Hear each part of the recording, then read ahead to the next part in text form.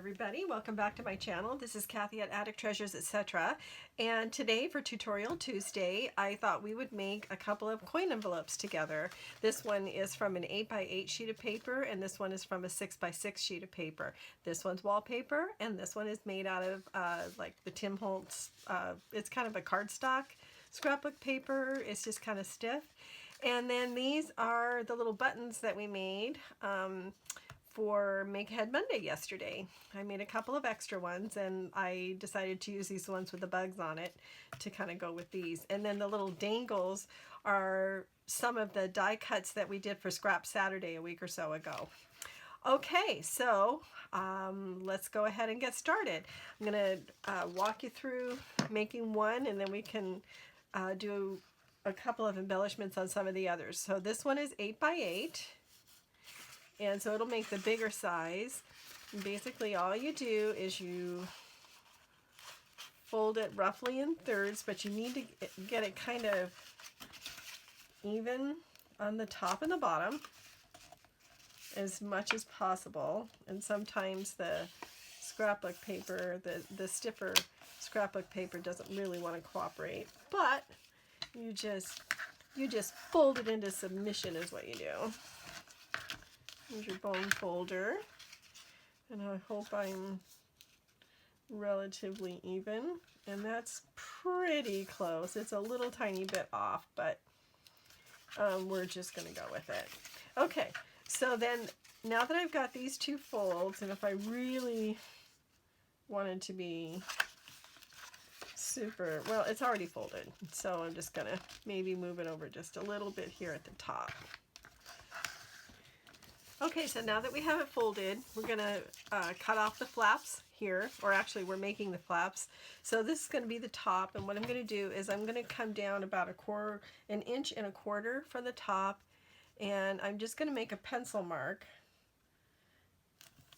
across the top, like so, and then turn it over and make one about 3/4 or an inch, maybe 3/4 of an inch. Yeah.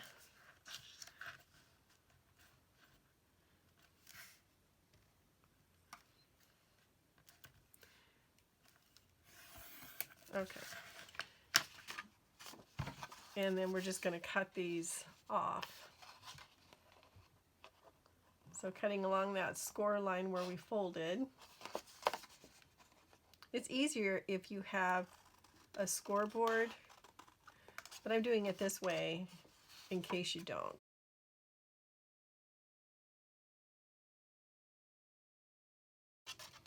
Okay, I'll move those aside. Now you'll want to watch all the way to the end, because there are we're going to do a couple of different types of closures. And I think you'll kind of enjoy seeing the different things that you can use for closures.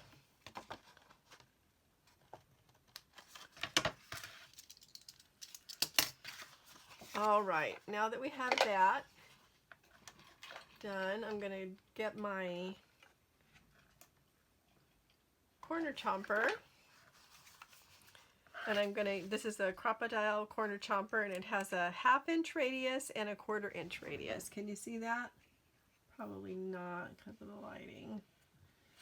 But if you put it on one side, you can do a 1/2 inch, and that's what I'm doing. So I do that on the top flap and the bottom flap, and I want to straighten this out just a little bit.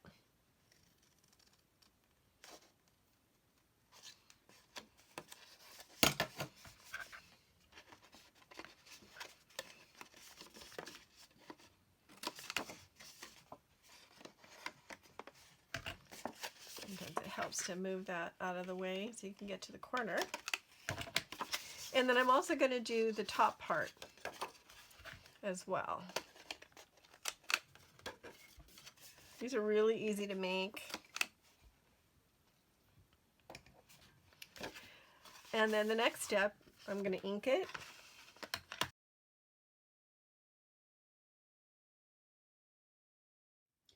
All right, so now we're going to glue it down. But first we have to fold these flaps up from the bottom and down from the top. So the closure that I'm going to be using for these are these buttons that I made, and the ones that I put the real buttons on the bottom. And that gives it a little bit of height so that when I'm wrapping the string around, it has something to wrap around, and the, you know, you don't have to glue the button down all the way. Okay, so let's glue this down.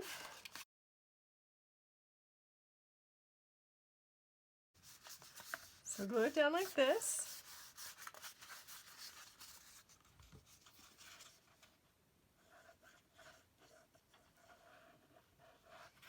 And then on the flap, bottom flap. All right, we're almost done. So to glue the buttons on, I'm going to use Fabri-Tac because I think it's a stronger glue.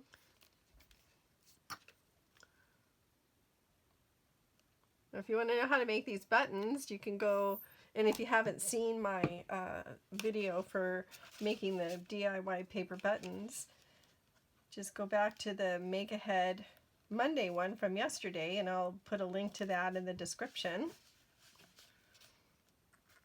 so that you can see how these were made.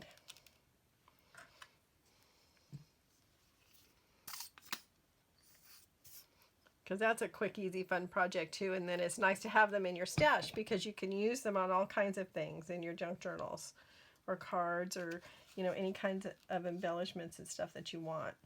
So then you just sort of position this one below it, as centered as possible. And then I'm going to let this dry before we do anything else. Oh, that one just doesn't want to stick. Okay, if that happens and it doesn't want to stick, then you can use this. Oh, it's sticking to my fingers. Isn't that nice? You can use this E6000. This is really strong.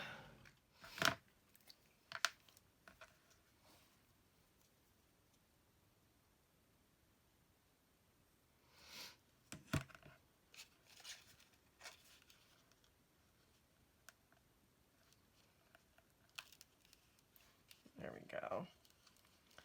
I'm going to do it on this one too. And this, the reason it didn't stick is because the button has a little bit of a rounding to it. It had a rounding on both sides, but typically what I'll do is I'll make sure that the flattest side is facing out, and then that way it has more surface area. Okay, so we're going to let this dry and move on to the next one. And to save time, this little guy's already cut, and I have a string and a couple of buttons and some brads. So we're just going to do this one a little bit differently. So before you glue it down, you need to make sure that you have the little buttons already attached. So I'm going to take this one and sort of center it on my mat, and maybe make it so you can see a little bit better. Do I need to move in? Yeah. Okay, so I'm going to put the button in the center as much as possible and make a little mark. And then down below. And also make a little mark. Because this one with the brad needs to be attached before you glue the side down. Okay, let's get you back down where you can see a little bit better.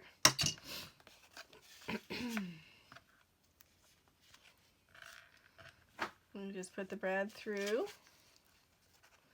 and when you open up the little legs of the brad, make sure that they're vertical, parallel to the side, so that when I do the glue, it the legs aren't sticking out.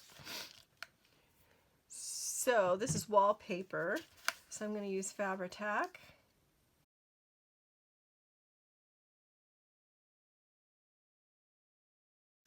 Isn't that cute? I love this wallpaper.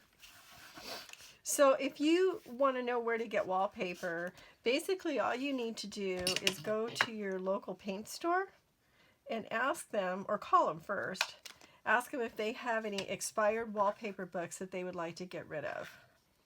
And chances are they do. And they are a lot of times more than happy to give away whatever expired books they have on hand. Okay, so that's done. And now I've got this little string that I put a little butterfly on. And I'm gonna just tie a little knot around this first disc.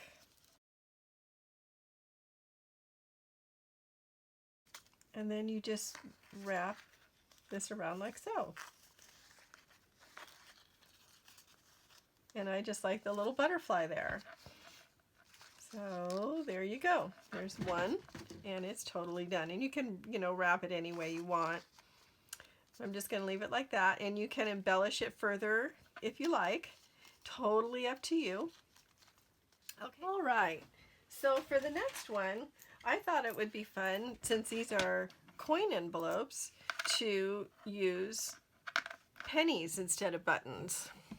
So I took a couple of pennies and I used the E6000 and attached a couple of buttons that were real flat on one side to the backs of these pennies, and I'm going to use them as closures for this one. So I will need that E6000 again. So that's right there. Okay, so the first thing we're going to do, of course, once again, is to glue it shut.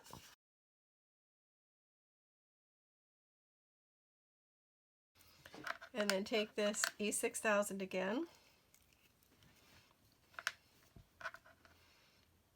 attach it to, or apply it to the button here.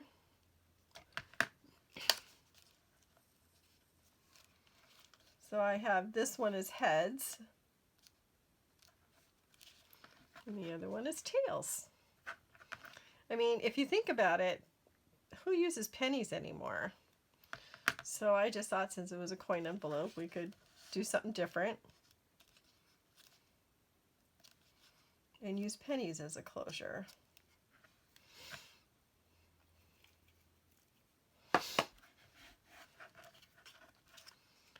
All right, so we're going to let that dry before we put the string around it. This is over here in the drying area. And the last closure that I wanted to demonstrate was kind of fun. I use some puzzle pieces. So can you see that? So when you open it up, and then you just close it by snapping it back onto the puzzle piece. Okay, so how I did this is, the first thing I did is I went to the Dollar Tree and I got some of these little dollar puzzles, and then I took the pieces and found some that matched, like so. And oh, there we go, sorry. So I didn't want to use the straight sided ones. I wanted to use the ones that have the little, innies and outies. But to make sure I got them in the right position after I covered them, I put a pencil mark connecting the two so that I could get them back in the right spot. Because the first time I did it with this one, I didn't mark it, which one went on what, where it connected. And I accidentally did the writing in different directions. So, but, that's okay. I think it still came out cute. So then the next thing I did, once I got my puzzle pieces together, I just decoupaged on some book page and then covered it with this diamond glaze that I got on eBay, and you can see where I matched it with my little pencil mark so that now I know where it goes together. So I can use these as closures on coin envelopes in the future or something else. So that's just another way to use puzzle pieces. So there's, how many kinds of closures do we have now? We have these, the buttons, and we have the brads. I'm going to sit these over there. And then we have the puzzle pieces and the penny that is still drying. So I don't want to do anything with it until I know it is dry. And it takes the E6000 quite a while to dry. So we're just going to leave that. And let's see, is this dry yet? Nope. Okay, so this one isn't dry yet either. But when it is, then I will attach the string to it and close it up all the way. So I'm just going to set these aside to dry, and I'll be back later. Okay, ta-ta for now. Okay, I'm back, and this one is all done drying, and I think it came out really cute. I love the pennies on here. Then I just wrapped the string around. I didn't put an embellishment on the bottom of it, but I can later. This one is still, this bottom one is still a little bit tacky underneath, so I didn't tie this one very tight. So that's, you know, I'm just going to go ahead and let it dry a little bit further. And then we have the two wallpaper ones with the brads and the puzzle piece, and then this one that we started with. So I hope you had some inspiration today, and that you'll maybe try making some of these on your own with the different types of closures. Just experiment and have fun. So please give me a like if you enjoyed this, and comment. Give me a comment down below, and I answer all of them. I really appreciate the comments. And if you haven't subscribed, please consider doing so. And if you have subscribed, thank you so much. So we shall see you soon in the next video. Bye everybody. Have a good day.